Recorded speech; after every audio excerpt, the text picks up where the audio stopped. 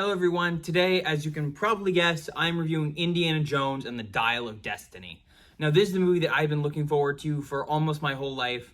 I love the Indiana Jones movies. Surprisingly, I didn't watch Crystal Skull until a couple days ago, just because I kind of knew what happened and I heard bad things about it, but I've grown up with the original trilogy.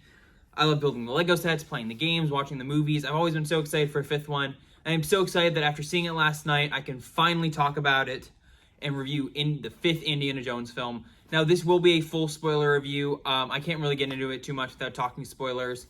So if you have not seen this movie, go check it out and then come back to the review. But if you have seen the movie, feel free to keep watching.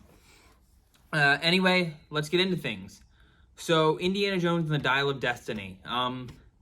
Definitely got lots of things to say about it. Just a couple of negatives to get out of the way. Mixed negatives. The movie definitely, I think, runs a little too long. There's a lot of sections where it's very slow, specifically like in the beginning and to middle section. It's missing a lot of that zip and charm from Spielberg's direction. And James Mangold does a really solid job with that, but it's not Spielberg, you know? He's my favorite movie director of all time, Steven Spielberg. You can definitely tell he's missing a little bit here.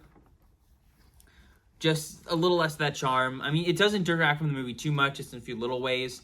Also, definitely a bit of an overuse of CGI. Not as bad as Crystal Skull, especially with the fantastical elements. And then also, I just wish the way they kind of killed off Mutt Williams, I wish that kind of tied into Indy's arc more about wanting to change the past, be part of history, instead of just being kind of a one-off passing line, you know? But on to some of the more positive moments, a lot of the positives of the movie. First off, I genuinely think this is a satisfying, emotional, and well-written ending to the Indiana Jones franchise. There's a lot of good to it. I love Indy's arc of, we see in older Indiana Jones of, where like in Crystal Skull, he was older, but they didn't really reference it. Like you just saw in the fact that he was a little bit wiser and he had gray hairs, but for the most part, they were just playing it like, oh yeah, same old Indiana Jones as always. But in this one, we see Indiana Jones in a world where he feels unwanted and unneeded. He feels like he really doesn't have any point anymore. And he's teaching, but nobody's listening to him, and the neighbors are ignoring him. He doesn't have anyone to talk to. He just kind of feels alone. And he gets called back into this final adventure to honor the legacy of a lost friend. And I think that's a very touching story for Indy. And it works well as he learns like why he's there, the people who love him. It's a great story. Harrison Ford is phenomenal in this movie. He carries it so much. He's great with the emotional scenes, with the quippy dialogue. He's just perfect. He stepped right back into Indy with ease. Harrison Ford, perfect in this movie. I thought the whole supporting cast was really great too. Phoebe Waller-Bridge's character, I wasn't expecting to like her, but I like her arc of how she kind of puts on this facade of, oh, I'm all about the money and betrayals and stuff, but really she cares about her father's legacy. She cares about Indy, and at the end of the day, she wants to help other people. She wants to do what's right. I love the supporting cast too. Mads Mikkelsen is a really solid villain. He's a great Nazi, and I love his moments where he's just kind of pure evil, and like you can see like his bias, his prejudice, and how his plan backfires on him. I think that works for a great indie villain. And just all the different side characters and helpers and heroes work really well. I love seeing Sala and Marion again. They're great to see. Antonio Banderas is fun.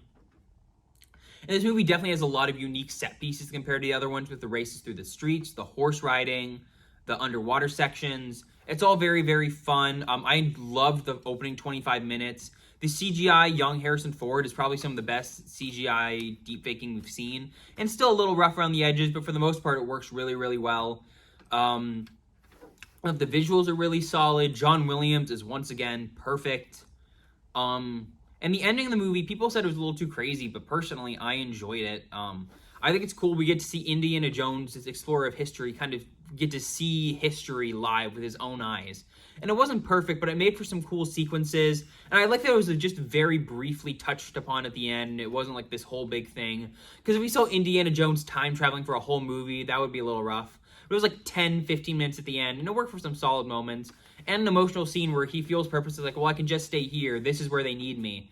And then Helena's like, no, they need you at home. And then Indy gets to retire with Marion and Saul. I just thought it was a very sweet ending for the character that brings things all the way back to Raiders.